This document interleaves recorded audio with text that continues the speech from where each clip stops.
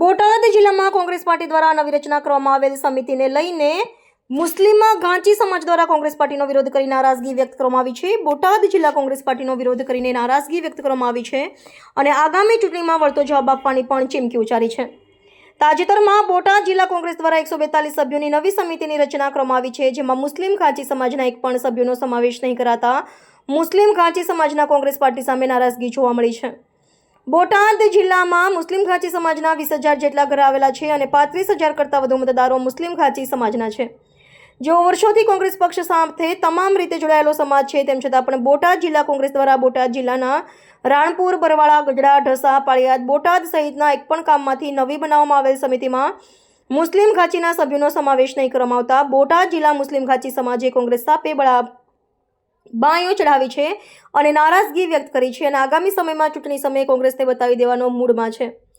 મુસ્લિમ ઘાંચી સમાજના મોટા પ્રમાણમાં મતદારો છે તે કોંગ્રેસ સાથે જોડાયેલા છે. તે આગામી ચૂંટણીમાં નારાજગીને લઈને મુસ્લિમ ઘાંચી સમાજ નવું કરવાના મૂડમાં હોય તેવું આગેવાનો કહી રહ્યા છે. હાલ તો સમગ્ર બોટાદ જિલ્લામાં મુસ્લિમ ઘાંચી સમાજમાં કોંગ્રેસ પ્રત્યે રોષ ફેલાયો છે, નારાજગી જોવા મળી રહી છે અને આ નારાજગીનો વળતો જવાબ આપવાની પણ મુસ્લિમ ઘાંચી સમાજે તૈયારીઓ શરૂ કરી દીધી છે. માજી પ્રમુખ ઘાંચી સમાજ રાણપુર. હાલ અમને જાણવા મળ્યું કે રાણપુર ઘાંચી સમાજ અને બીજા બોટાદ ઘાંચી સમાજ, બરવાળા ઘાંચી સમાજ કોઈ પણ જગ્યાએથી એક પણ સભ્ય કારોબારી સમિતિમાં લીધો નથી કોંગ્રેસે. તો હાલ રાણપુર સમાજ અને બોટાદ જિલ્લાના તમામ ઘાંચી સમાજના તમામ સભ્યોમાં રોષની લાગણી છે પહેલાં તો. અને હાલ 20,000થી વધારે ઘર અમે બોટાદ જિલ્લામાં મારા છે અને 35,000થી વધારે વોટર પણ છે. પણ હાલ રોષની લાગણી બધામાં છે. તો આગામી સમયે શું કરવું તે અમે આગળ નક્કી કરશું.